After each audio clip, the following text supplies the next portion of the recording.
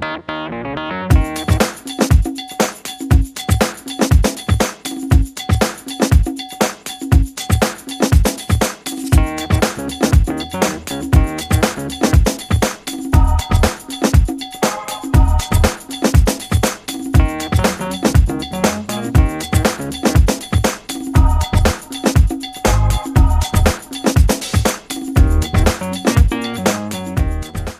and welcome to this training session.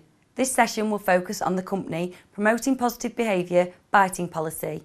This session will help you to learn and understand the procedure so that you can follow it correctly at all times. In this training session, we will look at the triggers which may lead to biting incidents, strategies which can be implemented to reduce, eliminate biting incidents, the procedure to follow if someone is bitten, and finally we will look at when and how to notify parents following a biting incident. So, we will start by looking at the triggers for biting. Evidence suggests that up to a quarter of all children will bite others at some stage. This can be a challenging time for parents, children and staff should be aware that there are a range of triggers which can cause children to bite. These are exploration. Babies and young children explore the world around them using their senses, including their mouths. Teething. Swelling gums can be painful and can be relieved by biting or chewing. Cause and effect. At around 1 year old, children become interested in what happens when they do something. They may bang a spoon on a table and discover it makes a noise. This behaviour may be repeated again and again to support their learning and development.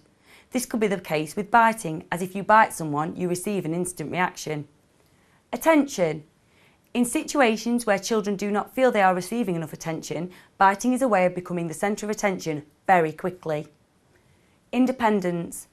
If a child wants a toy or wants another child to do something, then they could express this by biting. Frustration. Young children do not always have the vocabulary to express themselves clearly. This can lead to biting as a way of expressing their frustration. The environment. If an environment does not provide enough challenge or stimulation, the children can become uninterested and start to display negative behaviour, such as biting. Not having their needs met. Children who are tired, hungry or uncomfortable may bite others to express their unhappiness. All these triggers should be considered when implementing strategies for behaviour management. It could be one of these factors or it could be a combination of factors. Now we are going to look at some strategies of behaviour management which you can use to reduce or eliminate biting incidents. You could increase the supervision of a child who is biting. This doesn't need to be one-to-one, it could just be certain times of the day when a child needs more support, or reduction in large group activities so a child experiences more focused attention. You can make sure that a child is given encouragement and praise when displaying positive behaviour and avoid excessive attention following an incident. You should work as a team to evaluate the daily routine and judge whether it is meeting the needs of the children. A good quality routine provides activities both indoors and outdoors, has no waiting times, and group activities should be for the benefit of the children and not to meet the needs of the staff. You should plan activities which help release frustration, such as physical outdoor play and malleable experiences like Play-Doh and Gloob. You should review your environment and make sure you are providing cosy areas to relax and activities which help to release tension, such as water, sand and sensory equipment. Remember, all strategies should be shared with parents, as working in partnership is a key to changing any challenging behaviour. Work with parents and the child to support any behaviour management techniques by encouraging them to be used at home as well as at nursery. We will now look at the procedure you follow if a biting incident takes place. In the event of a biting incident, the child who has been bitten should always be your priority and should be comforted and given reassurance. Once the child has become calm, you must wash the bite mark with warm soapy water and wipe it with an antiseptic wipe. Explain to the child what is happening, as this process may be painful. If the bite wound has broken the skin, you should allow it to bleed. Do not cover the wound as it increases the risk of infection. Please remember you should wear protective clothing when dealing with bodily fluids. Wherever possible, the child who has bitten should have the behaviour managed by their key person, and the consequences of their behaviour should be explained in a way which is appropriate to the child's age and stage. The staff member who witnessed the incident should complete an incident report form for all children involved. This incident must then be recorded on the Accident Incident Management System, AIMS.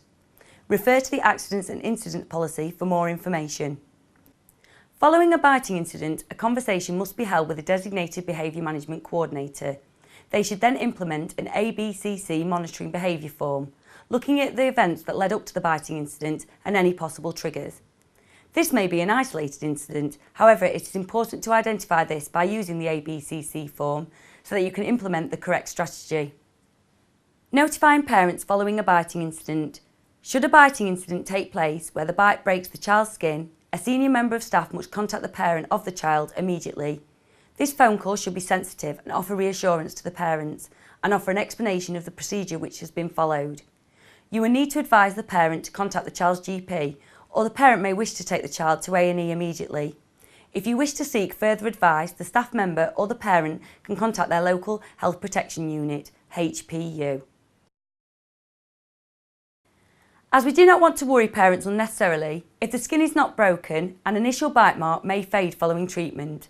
Staff should wait 45 minutes to an hour and then check if there is bruising or a bite mark still present. If there is no obvious mark or bruising, this can then be discussed with the parents at collection time. If after 45 minutes to an hour the bite has left the child with a bite mark or bruising, then a senior member of staff should contact the parent of the child to inform them of the incident. This phone call should be sensitive and offer reassurance to the parents. The parents of the child who has bitten another person should be informed at collection time. This should be handled in a sensitive and confidential manner and not discussed openly in front of other parents and children. Parents may ask you to name the child who has bitten or been bit. You must explain that you cannot disclose this information as confidentiality must be maintained.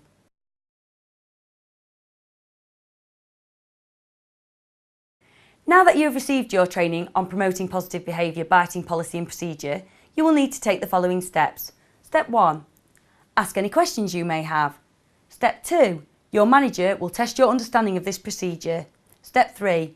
Once both you and your manager are confident that you understand the policy and procedure, they will ask you to sign your training compliance sheet to confirm that you have been trained in the biting policy and procedure, that you understand this and that you will use this procedure following a biting incident.